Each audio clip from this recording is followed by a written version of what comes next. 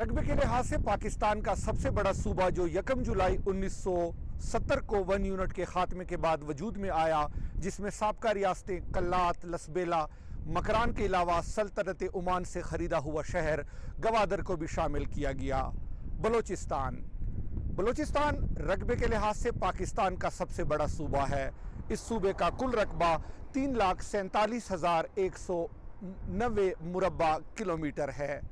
बलोचिस्तान में ज़िंदगी के आसार पत्थर के दौर से ताल्लुक़ रखते हैं, यानी जब इंसान पत्थर के दौर से गुज़र रहा था तो उस वक्त भी यहाँ आबादी थी। 7,000 कबल मसीह के ज़माने की निशानियाँ आज भी बलोचिस्तान में मौजूद हैं। सिकंदर आज़म से पहले इस खित्ते पर ईरान के हुक्मरान काबिज थे। उस दौर में बलोचिस्तान को मांका के नाम से याद किया जाता है। बलोचिस्तान के पहाड़ों ने सिकंदर आज़म की उन फौजों को भी देखा है जो इराक के शहर बाबल पर हमला आवर होने के लिए इन्हीं बयाबानों और मकरान के रेगिस्तानों से गुजरी थी। उस वक्त मकरान में हिंदुस्तान की कदीम अक़वाम दरावड़ और बराहवी आबाद थे। बलोचिस्तान की इस्लामी तारीख भी अपने अंदर एक पूरे दौर को समेटी हुई है। इस्लाम की रोशनी सबसे पहले इसी इलाके में पहुंची है।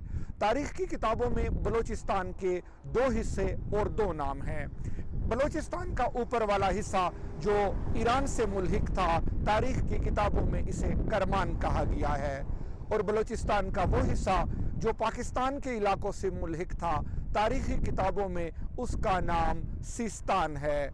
और ऊपर वाला हिस्सा बलोचिस्तान जो अब ईरान का हिस्सा है, यानी किरमान, हज़रत उमर फ़ारूक रज़ी अल्लाह ताला अन्हो के दौर में इस्लामी रियासत का हिस्सा बना। हज़रत उमर फ़ारूक रज़ी अल्लाह ताला अन्हो के दौर में, यानी 11वीं हिजरी में हज़रत सुहेल बिन अद्दी की क़यादत में इस्लामी लश्कर ने माजी के किरमान और मौजूदा दौर के पंजगूर तक के इलाकों में इस्लामी रियासत की बुनियाद डालते हुए इसे इन इलाकों को अदले फ़ारूकी के ताबे कर दिया। इसके बाद 18वीं हिजरी में बलोचिस्तान के दोनों हिस्सों, यानी ईरान से मुल्हिक और पाकिस्तान से मुल्हिक हिस्सों को इस्लामी रियासत में शामिल कर लिया गया। याद रहे कि इस्लाम में बलोचिस्तान में हज़रत उमर फ़ारूक रज़ी अल्लाह ताला अन्हो के दौर, यानी 11वीं सदी में इस्लाम ज़हूर पज़ीर हुआ, और 18वीं सदी में मुकम्मल तौर पर बलोचिस्तान के दोनों हिस्सों को, यानी ईरान से मुल्हिक और पाकिस्तान से मुल्हिक दोनों हिस्सों को इस्लामी रियासत में शामिल कर लिया गया। 18वीं हिजरी का ये वो ज़माना था जब हज़रत उस्मान गनी रज़ी अल्लाह ताला अन्हो मुसलमानों के खलीफा थे। 18वीं सदी में मुसलमानों के पहले गवर्नर अब्दुर्रहमान बिन समरा यहाँ तशरीफ़ लाए और ज़हरी के एक इलाके को अपना सदर मकाम बनाया। इसके बहुत साल बाद, यानी सन 92 हिजरी में मोहम्मद बिन कासम 17 साल की उम्र में, जिन्होंने अपनी फतूहात का लोहा मनवाया, इस इलाके में ज़हूर पज़ीर हुए। इस वक्त मैं जहाँ खड़ा हूँ ये चमन का इलाका है। मेरे पीछे अगर आप देख सकें, गहराई में आपको कोयटा से आती हुई अंग्रेज़ दौर की बनाई हुई रेलवे लाइन बिछी हुई नज़र आती है। और अगर मैं आपको दिखा सकूं, ये जो शहर आप देख रहे हैं ये चमन शहर है। ये पाकिस्तान का आखिरी वो शहर है जिसे हम बॉर्डर एरिया कह सकते हैं। इसके बाद दूर में आपको जो पहाड़ नज़र आ रहे हैं ये अफ़गानिस्तान के पहाड़ी सिलसिलों की शुरुआत हैं। साहब, इंसान रोज़ अव्वल से ही ज़राए आमदोरफ़्त के मुख्तलिफ़ वसाइल इस्तेमाल करता चला आ रहा है। प्यारे वतन पाकिस्तान की तारीख़ पर नज़र डालें तो क़याम पाकिस्तान से लेकर आज तक रेलवे और रेलवे लाइनों की बहुत बड़ी अहमियत रही है। जॉर्ज स्टीफनसन के इजाद करदा भाप से चलने वाले इंजन की बदौलत सहराओं, बयाबानों और मैदानों में दौड़ती हुई अंग्रेज़ दौर में बनाई जाने वाली रेलवे लाइनें आज भी आपको पूरे पाकिस्तान में नज़र आती हैं। ये रेलवे लाइनें कहीं सामान की आमदोरफ़्त का काम करती हैं तो कहीं इंसानों को मुसाफिर बनाकर पर्वत पर्वत, नगर नगर और डगर डगर पहुंचाती हैं। فرنگی دور میں کافر کی بنائی ہوئی یہ ریلوے لائن جب بلوچستان کے علاقے خوجک سے گزرتی ہے تو بہت ہی خوبصورت منظر پیش کرتی ہے۔ یہ بے ایمان کافروں نے جس ایمانداری سے 1891 میں اس سرنگ اور یہاں پر ریلوے لائن کو تعمیر کیا ہے اس کی نظیر نہیں ملتی۔ ڈسٹرکٹ قلعہ عبداللہ چمن بلوچستان کے پہاڑی سلسلوں کو چیرتی ہوئی یہ سرنگ تاریخی اور جغرافیائی لحاظ سے نہایت اہمیت کی حامل ہے۔ خوجک کی تاریخی سرنگ تقریباً 4 کلومیٹر سے چند میٹر کم فاصلے پر محیط ہے، یعنی سرنگ کی جو لمبائی ہے وہ 3 کلومیٹر اور 4 کلومیٹر کے درمیان کچھ بتایا جاتا ہے۔ یہ جو پہاڑ ہیں ان کی چوٹیوں پر آپ کو مختلف قسم کے چھوٹے چھوٹے کمرے یا جسے ہم پیکٹس کہہ سکتے ہیں وہ نظر آ رہے ہیں۔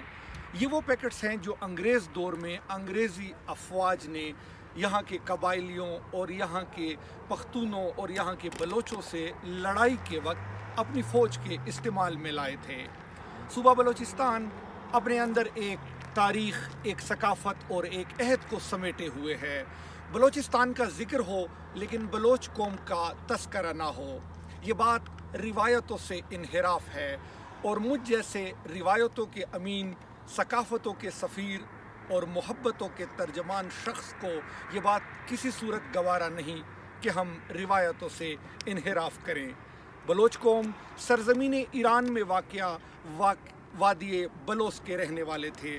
بلوچوں کے نسب اور شجر نسب کے حوالے سے تاریخ کی کتابوں میں اختلاف ہے۔ تاریخ کی کئی کتابوں میں بلوچ قوم کا سلسلہ نسب عربوں سے جا ملتا ہے، جبکہ تاریخ کی بعض کتابوں میں بلوچ قوم کا شجر نسب ترک سے جا ملتا ہے، اور یہی نہیں، بعض کتابوں میں تو بلوچ قوم کا شجر نسب تاجکستان یعنی تاجک اقوام سے بتایا گیا ہے۔ تھوڑا بہت بلوچوں کی شجر نسب کے حوالے سے جس بات کو مستند مانا جاتا ہے اس کا حوالہ ہمیں بلوچوں کی ایک قدیم نظم سے ملتا ہے، جس کے مطابق بلوچ قوم حضرت حمیر حمزہ رضی اللہ تعالیٰ عنہ کی اولاد میں سے ہیں، اور وہ حلب سے یہاں آئے تھے۔ بلوچوں کی اس قدیم اور نظم کے مطابق بلوچ قوم کے آباء و اجداد نے حضرت امام حسین رضی اللہ تعالیٰ عنہ کے ساتھ مل کر کئی جنگیں لڑی ہیں۔ تاریخی کتابوں کا مطالعہ کرنے سے پتہ چلتا ہے کہ آج کا لفظ بلوچ مختلف ادوار میں مختلف تلفظ اور ادائیگیوں سے ہوتا ہوا بلوچ بنا ہے۔ سب سے پہلے اس لفظ کا تلفظ بلوس تھا، بلوس سے یہ بلوش بنا، اور ایرانیوں نے اسے بلوچ کہا، جو آج تک رائج ہے۔ بلوچوں کو ایرانی سلطنت کے دور میں ان کی شجاعت اور بہادری کی وجہ سے ایک اعلیٰ اور خاص مقام دربار ایران میں حاصل تھا۔ بلوچوں کو ایرانی سلطنت کے دور میں ان کی شجاعت اور بہادری کی وجہ سے ایرانی دربار میں خاص مقام حاصل تھا۔ ماضی کے بہت سے حکمرانوں نے بلوچوں کے بل بوتے پر بہت سی فتوحات حاصل کی، لیکن چند غلط فہمیوں کی بنیاد پر بلوچ سرداروں کی ایرانی حکمرانوں سے نہ بن سکی، اور یہ ہجرت کر کے ایران سے موجودہ بلوچستان اور سندھ کے میدانی علاقوں تک آئے۔ 15ویں صدی کے وسط میں بلوچ قوم کے 2 بڑے قبیلے رند اور لاشار وسطی بلوچستان پر قابض ہو گئے، اور آخر میں میر چاکر خان کے عہد میں کثیر تعداد میں بلوچ موجودہ بلوچستان میں آ کر آباد ہو گئے۔